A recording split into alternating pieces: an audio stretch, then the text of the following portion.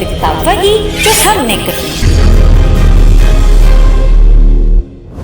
नमस्कार दोस्तों, मैं संजीव शर्मा डिजायर न्यूज से। डिजायर न्यूज हमेशा थोड़ा सा दूर रहता है राजनीतिक हलचलों से, और अगर राजनीति की बात कभी आती है तो सिर्फ कुछ ऐसे टॉपिक होते हैं कि जिन पे हमें मजबूरन बोलना पड़ता है। तो अभी दिल्ली के चुनाव खत्म हुए हैं, गुजरात के और हिमाचल के चुनाव खत्म हुए हैं, कुछ उपचुनाव भी हुए। लेकिन उनके विश्लेषण की अगर मैं बात करूं तो अगर आप उस विश्लेषण को देखें तो क्या पत्रकारिता अब चाटुकारिता ही रह गई है? मैं सुधीर चौधरी का एक इंटरव्यू देख रहा था, जो ब्लैक एंड व्हाइट उनका आता है प्रोग्राम में, देख रहा था जैसे राजनीतिक लोग चुनाव आने से पहले उछल उछल कर एक दूसरी पार्टी में जाते हैं, वही हाल सुधीर चौधरी ने भी चुनाव आने से पहले जी न्यूज को छोड़कर आज तक में आ गए, क्योंकि आज तक की टीआरपी बहुत ज्यादा थी।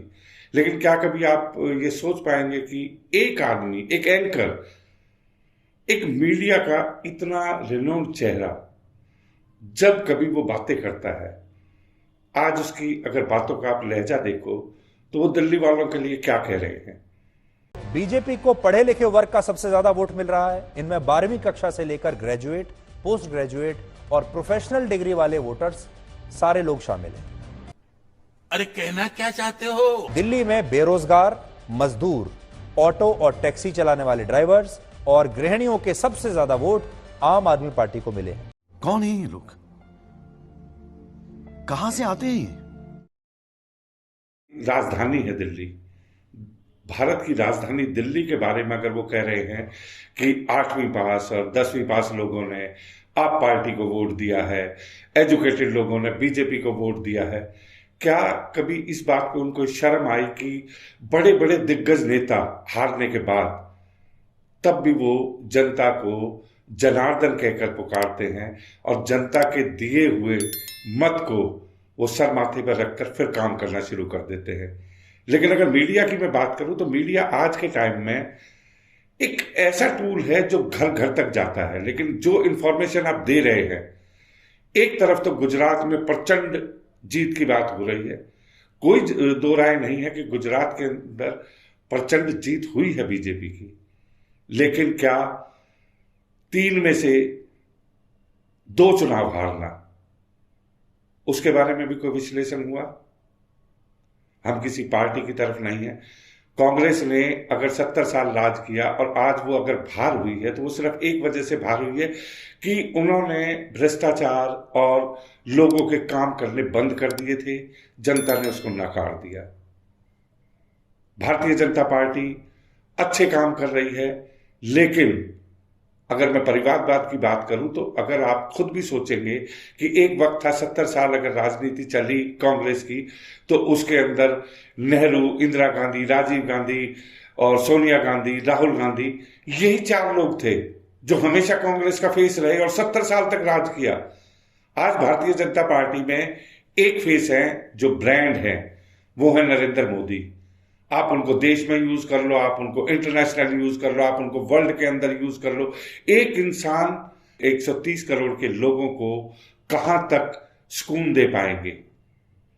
क्या कोई और इतना बड़ा नेता है भारतीय जनता पार्टी में? या अगर मैं बात करूं, आपकी बात करूं तो अरविंद केजरीवाल ने चलो एक मुखौटा अपना बना दिया, उनके साथ जो है जो जुड़े हुए हैं वो कुछ 2-3 चेहरे हैं जिनकी मनीष सिसोदिया की मैं बात करूं, लेकिन वो अब कहीं ना कहीं करप्शन के अंदर किसी ना किसी, उसमें सत्येंद्र जैन की बात करूं, वो आ रहे हैं। लेकिन आज मीडिया जिस हिसाब से लोकतंत्र है, लोकतंत्र में अगर 2 आदमी लड़ेंगे तो एक जीतेगा और एक हारेगा। हमारा विश्लेषण जो होना चाहिए वो विश्लेषण मुद्दों पर होना चाहिए। अगर गुजरात के अंदर बीजेपी का प्रचंड बहुमत आया है तो जरूर वहां अच्छे काम हुए होंगे कि लोगों ने दोबारा बीजेपी को इतने सालों से उसको बरकरार रखा। तो क्या हिमाचल प्रदेश के अंदर अच्छे काम नहीं हुए? क्या इसका विश्लेषण नहीं होना चाहिए कि वहां की जनता ने नकार दिया? क्या 15 साल दिल्ली नगर निगम के अंदर भारतीय जनता पार्टी रही और भारतीय जनता पार्टी ने करीब 100 सिटिंग अपने काउंसलरों का टिकट काट दिया। उसके बाद भी अरविंद केजरीवाल दिल्ली की सत्ता को हासिल करने में कामयाब हुए। गुजरात में जीतने के बाद वो नेशनल पार्टी बन गई है। सुधीर चौधरी का कहना है कि अब उनको फ्री का घर मिलेगा, अब उनको फ्री का ऑफिस मिलेगा, सब चीजें फ्री की मिलेगी। क्या कभी कोई पत्रकारों से पूछता है कि उनके पास रॉयल्टी कहां से आती है? क्या कोई मुझे बता देगा कि अगर एक चैनल है उसकी पर मंथ अगर पेरोल की भी मैं बात करूं तो कितने करोड़ रुपए का पेरोल है? क्या वो सब एडवर्टीजमेंट से आता है? एक वक्त था इनको भी जेल जाना पड़ा था एक्सटॉर्शन में। अगर आप देश के हित में नहीं बोल सकते तो कम से कम आप देश के विपरीत भी ना बोलें। दिल्ली में जो लोग हर महीने 20,000 रुपए से कम कमाते हैं, ऐसे लोगों ने आम आदमी पार्टी को वोट दिया है। ये सब क्या देखना पड़ रहा है? अच्छा है मैं अंधा हूं। एमसीडी में वही पार्टी जीतती है जिसे झुग्गी झोपड़ी बस्ती में रहने वाले और महिलाओं के ज्यादा वोट मिलते हैं। जोर जोर से बोल के लोगों को स्कीमें बता दे। दिल्ली देश की राजधानी है। जिस तरीके की लैंग्वेज आज इस्तेमाल की जा रही है कि 10वीं पास 12वीं पास वोटर, अनपढ़, गवार, रिक्शा वाले, घर की हाउसवाइफ, क्या वो खुद डिसाइड करेंगे कि किसको कहां पे वोट देना चाहिए? क्या पत्रकार जो चौथा स्तंभ है वो डिसाइड करेगा? क्या पत्रकारिता का ये धर्म नहीं है कि वो सिर्फ जनता के सामने सच्चाई को लेकर आए? आज प्रचंड, अगर उनके आप पिछले भी कितने भी इंटरव्यू देख लो, किस तरीके की बातों से मुझे ऐसा लगता है कि वो कितने लर्नेड आदमी हैं, लेकिन दिल्ली में रहते हुए अगर वो इस तरीके की भाषा इस्तेमाल करते हैं। आम आदमी पार्टी है वो गरीबों की पार्टी बनकर उभर रही है, बेरोजगारों की पार्टी, मजदूरों की पार्टी, ऑटो या फिर टैक्सी चलाने वाले लोगों की पार्टी। ये सारे जो लोग हैं वो उनके कोर वोटर्स बन रहे हैं। तुम्हें शर्म है? कुछ शर्म आया है? क्योंकि ये वो लोग हैं जिन्हें पैसे की सबसे ज्यादा आवश्यकता होती है। ये वो लोग हैं जब इन्हें बिजली का बिल नहीं देना होता तो सबसे ज्यादा लाभ इनको होता है। इनके लिए ये बहुत बड़ी बात होती है। अगर पानी का बिल ना देना पड़े, इनके लिए बहुत बड़ी बात हो जाती है। अगर और थोड़ा बहुत कहीं से समर्थन और मिल जाए, कोई और भत्ता मिल जाए, तो इनके लिए एक बहुत बड़ी बात होती है। गजब बेइज्जती है। क्या वो बताएंगे कि अरविंद केजरीवाल या नरेंद्र मोदी जी या राहुल गांधी कभी देश के नागरिकों को कुछ फ्री में दे सकते हैं? क्या किसी प्रधानमंत्री की, किसी होम मिनिस्टर की, किसी भी मंत्री की, किसी भी पार्टी की इतनी ताकत है कि वो किसी भी जनता को फ्री का कुछ दे सके, फ्री की रेवड़ी दे सके? ये वर्ड यूज करते हैं कि फ्री की रेवड़ी। टैक्स पेयर का पैसा है वो देश की जनता का पैसा है। अगर आप उसको इस तरीके से जलील करेंगे तो पत्रकारिता के लिए इससे शर्मनाक और कोई बात नहीं हो सकती। कोई आदमी किसी को फ्री की रेवड़ी नहीं दे सकता। इवन एक मेंबर ऑफ पार्लियामेंट अगर उसको नई दिल्ली के अंदर रहने के लिए जनता के पैसे का मकान ना मिले तो वो अफोर्ड नहीं कर सकता एक सिंगल बेडरूम का फ्लैट लेकर रहने के लिए। ये बात किसी से छुपी हुई नहीं है। लेकिन वक्त आज अगर हम देखते हैं तो जो नेशनल चैनल हैं, अगर कुछ भी सीखना है तो आप अटल बिहारी वाजपेयी जी के भाषण सुन लीजिए, किसी भी बड़े लीडर के भाषण सुन लीजिए। लेकिन आज जिस तरीके का माहौल, जिस तरीके का एक एटमॉस्फेयर क्रिएट कर दिया गया है, वो एक नॉर्मल इंसान के लिए कभी भी लाभदायक नहीं हो सकता। आप लोगों का ब्लड प्रेशर बढ़ा रहे हैं, उन्हें बीमारी की तरफ को लेके जा रहे हैं। जिस तरीके की नोक झोंक उसके अंदर टीवी डिबेट के अंदर चलती है, क्या कभी ये देश के लिए हितकारी हो सकती है? और इलेक्शन है, पूरे देश नहीं पूरे विश्व की निगाहें भारत के ऊपर लगी रहती है। इस तरीके की भाषा का, एक तरफा भाषा का जो प्रयोग उन्होंने किया है, मैं डिजाइन न्यूज की तरफ से जरूर ये चाहूंगा कि सुधीर चौधरी को इसके बारे में दिल्ली की जनता से माफी मांगनी चाहिए, देश की जनता से माफी मांगनी चाहिए। जनता जनार्दन है, जनता के चुने हुए नुमाइंदे ही पार्लियामेंट को चलाते हैं, पत्रकार नहीं चलाते। पत्रकार अपने टीवी रूम में बैठकर डिबेट जरूर कर सकते हैं, लेकिन असली जो पैदल चलकर जो वोट मांगते हैं, जो लोगों के लिए काम करते हैं, जो लोगों की गलियां बनाते हैं, सड़कें बनाते हैं, इंफ्रास्ट्रक्चर क्रिएट करते हैं, वो सिर्फ हमारे राजनीतिक दल हैं। आज अकेले फायर ब्रांड मोदी जी हैं कि जो 50-50 रैलियां करते हैं एक एक स्टेट के अंदर। क्या कोई और भी ऐसा करता है?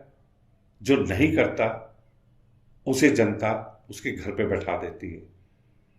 जनता से बड़ी कोई भी ऐसी सत्ता नहीं है जो वो जब चाहे जिसको सत्ता में ले आए, जब चाहे सत्ता से बाहर कर दे। तो इस तरीके की जो लैंग्वेज है किसी के बारे में भी, फेरी की रेवड़ी, अनपढ़ गवार, 10वीं पास, 12वीं पास, कौन किसको वोट दे रहा है? क्या मीडिया बताएगा कि किसको वोट देना चाहिए, किसको नहीं देना चाहिए? अगर ये बात है तो मीडिया फिर ये डिसाइड कर ले कि ना चुनाव आयोग की जरूरत है ना कुछ है। आप टीवी पे बैठकर डिबेट करिए और लोगों को सलाह दीजिए कि आपको भारतीय जनता पार्टी को चुनना है, आपको समाजवादी पार्टी को चुनना है, किसी भी पार्टी को चुनना है, आप डिबेट में बताइए, बाकी काम खत्म। जो अरबों रुपए हमारा हर इलेक्शन पे खर्च होता है वो खत्म होना बंद हो जाएगा। तो दोस्तों, मैं कोई क्रिटिसिज्म नहीं कर रहा, लेकिन मैं सिर्फ एक आम जनता को ये बात बताना चाहता हूं कि किस तरीके का माहौल आज क्रिएट कर दिया गया है। चौथा स्तंभ अब धीरे धीरे जमीन के अंदर गिरता जा रहा है, जबकि उसको ऊपर की तरफ जाना चाहिए। जिस तरीके की आज टीवी डिबेट हो रही है, जिस तरीके का एक माहौल क्रिएट किया जाता है, 3 दिन से कोई न्यूज ऐसी नहीं थी एक्सेप्ट इलेक्शन की। ठीक है, टीआरपी है, आप बिल्कुल करिए। डिबेट एक बहुत अच्छा मुद्दा है। डिबेट के थ्रू आप लोगों तक अपनी बातें पहुंचाते हैं, लेकिन क्या वो बातें जो लोग देखते हैं, करोड़ों लोग आपके चैनल को देखते हैं, क्या जो बातें आप करते हैं उन पे कहीं कट नहीं लगना चाहिए? क्या उस पर सेंसरशिप नहीं होनी चाहिए? आप किसी के ऊपर भी इल्जाम लगा देते हैं। तो दोस्तों, मैं डिजायर न्यूज की तरफ से भारतीय जनता पार्टी की जो प्रचंड जीत हुई है गुजरात पे, उनको भी मुबारकबाद देता हूं। अगर हिमाचल के अंदर कांग्रेस आई है, उनको भी मुबारकबाद देता हूं। यूपी के अंदर आकाश सक्सेना रामपुर के अंदर पहले हिंदू विधायक बने हैं, मैं उनका भी स्वागत करता हूं कि उन्होंने बहुत लंबी लड़ाई लड़ी और एक ऐसे गढ़ के अंदर उन्होंने अपने आप को स्थापित कर कर इतने बड़े किले को भेद किया है कि शायद ये इतिहास में कोई और आदमी नहीं कर पाता। 2 दफा वहां से भारतीय जनता पार्टी की अब की उम्मीदवार जो नहीं जीत पाई, जयप्रदा जी, वो भी 2 दफा वहां पे मेंबर ऑफ पार्लियामेंट रही हैं।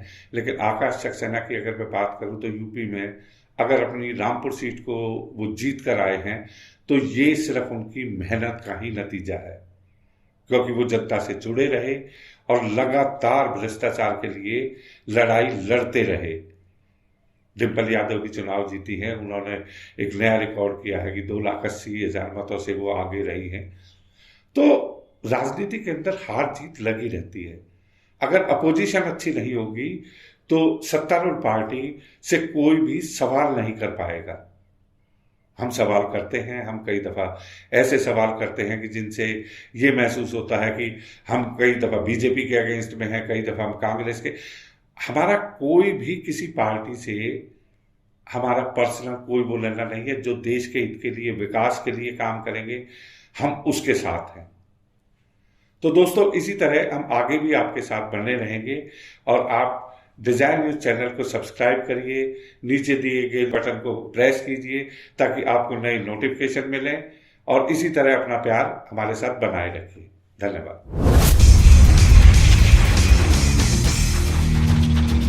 ऑन डिजायर न्यूज, वास्तविकता वही जो हमने कही।